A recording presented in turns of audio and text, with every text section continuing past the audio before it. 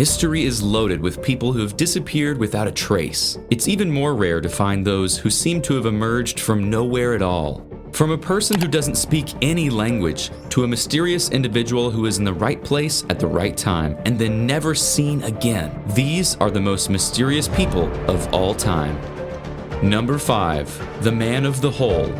Known by many names, including the loneliest man on Earth, the backstory of the Man of the Hole is a mystery.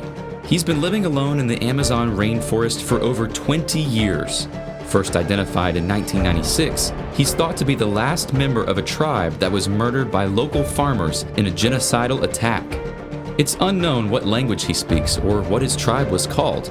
As a likely survivor of genocide that killed everyone he knows, it's understandable why he now wants to be left alone. He's known as the Man of the Hole because in every home he's abandoned, observers have found deep, narrow holes. Measuring over 6 feet deep, some have speculated that the holes may have a spiritual significance to his old tribe. Others suggest he may trap animals or hide in them. He lives off of corn, potato, yam, banana, and papaya in addition to hunting. He hunts with arrowheads and a torch made from tree resin. He's thought to be about 50 years old and in good health, with an amazing will to survive. In 2007, the Brazilian government declared the 31 square mile area around him an indigenous reserve that is off limits to trespassing and development. Since then, they've monitored him and tried to prevent intrusions in his area. Despite this, he was attacked in 2009 by gunmen but managed to survive. Thankfully, he avoided going from the Man of the Hole to the Man of the Bullet Hole. The government recently caught a video of him and released it to raise global awareness to the threats of uncontacted peoples of Brazil. It's estimated that there are at least 100 uncontacted tribes living in the Amazon. Number 4. John Doe number 24. In October 1945, a deaf teenager was found wandering the streets in Illinois. He was unable to speak, sign, or communicate other than writing the name Lewis. He was labeled as feeble-minded. That seems a little rude after just meeting someone. After attempts to locate his relatives failed, a judge sentenced him to the state's mental health system. As he was the 24th nameless person to enter the system, he became known as John Doe number 24. He suffered 30 years of abuse, including beatings, hunger, and dehumanizing treatment in the state mental institution. He eventually lost his eyesight as well. Despite all the negativity in his life, he loved to dance to the vibrations of music. He died from a stroke in a nursing home in 1993 at an assumed age of 64. At his funeral, no one had any words to say. Although mysterious, John Doe number 24's legacy lives on. A song and a book were both written about his story. John Doe number 24. Number 3. Jerome of Sandy Cove. In the summer of 1863, an 8-year-old boy was walking on the beach of Sandy Cove in Nova Scotia, Canada. He met a man who was suffering from cold and exposure and didn't have any legs. He had bread and a jug of water and seemed to have been put ashore from a ship. It appeared as if he had been edging himself into the water, attempting to end his life. The boy brought him back to his village. He not only didn't speak English, he didn't speak in words. He growled like a dog. When asked what his name was, he murmured something that sounded like Jerome, so that's what he became known as. Upon examination, it was found that his amputations were fresh and still had the dressings on them. It seemed that a skilled surgeon had removed his legs.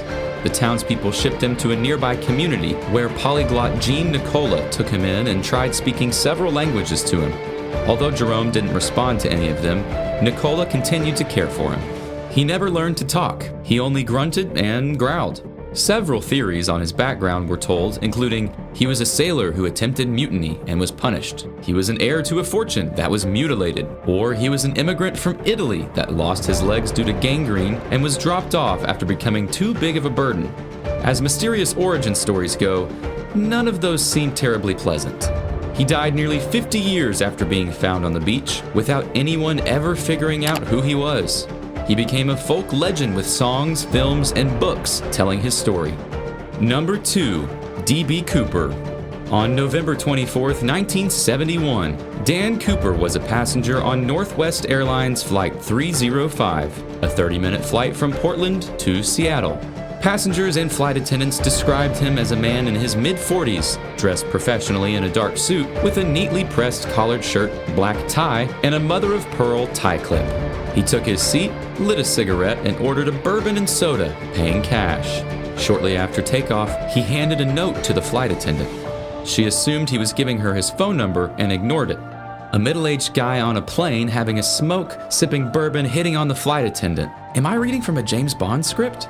Dan Cooper spoke up. Miss, you'd better have a look at that note. I have a bomb. Okay, this still could be a James Bond script. The note's contents are part of the mystery, since Cooper took it back after she read it. His demands were $200,000 in negotiable American currency, which would be worth about $1 million today, 4 parachutes, and a fuel truck waiting in Seattle to refuel the plane on arrival. The flight attendant shared the demands with the captain. The airline's president authorized full cooperation. The passengers on the plane had no idea what was happening and were told that landing was delayed due to mechanical difficulties. At 5:39 p.m., the plane landed, an airline employee delivered the cash-filled backpack and parachutes, and Cooper allowed all passengers and 2 of the flight attendants to leave the plane.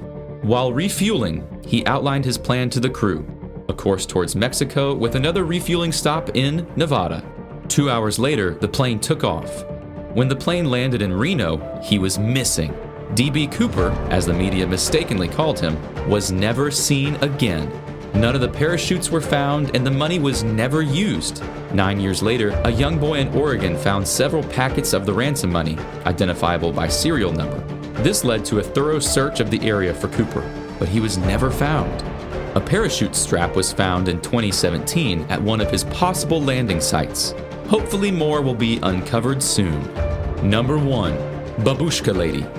On November 22, 1963, dozens of people in Dallas, Texas lined the streets to watch President John F. Kennedy drive by. In the aftermath of his assassination, police searched for witnesses who captured the attack on camera or had seen where the fatal shot came from. They collected all footage they could get their hands on to search for clues. Present in nearly all of the photos was a woman with her face concealed by a headscarf, a camera, or her hands. The police put out a bulletin requesting information on this woman who had become known as the Babushka Lady. She was older, wearing a tan jacket, and standing with a wide stance on the grass very close to where President Kennedy was shot. After the shots were fired, most of the surrounding witnesses took cover or sat down. However, the Babushka Lady is seen in the photos to continue taking pictures and standing steadily. Then, she crossed Elm Street and joined the crowd that went up the grassy knoll. She's last seen taking photographs walking east on Elm Street. She reminds me of my crush at the gym, mysterious, always taking pictures and vanishing before anyone has a chance to talk to her. In 1970, a woman named Beverly Oliver told a conspiracy researcher at a church revival that she was the Babushka Lady. She said that she gave her undeveloped photos to 2 men claiming to work with the FBI, but never heard back from them. Her claim was debunked as she was too young at the time, much taller than the woman in the videos, and she stated she used a camera that wasn't invented until 6 years later. This led to her being called Big Yikes Bev by me right now. Yikes. Conspiracy theories suggest that the lady was a Russian spy, an assassin holding a camera gun, or a man dressed as a woman.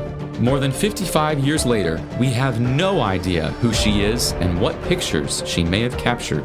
Have you ever come across any questionable individuals? Tell us about it in the comments below.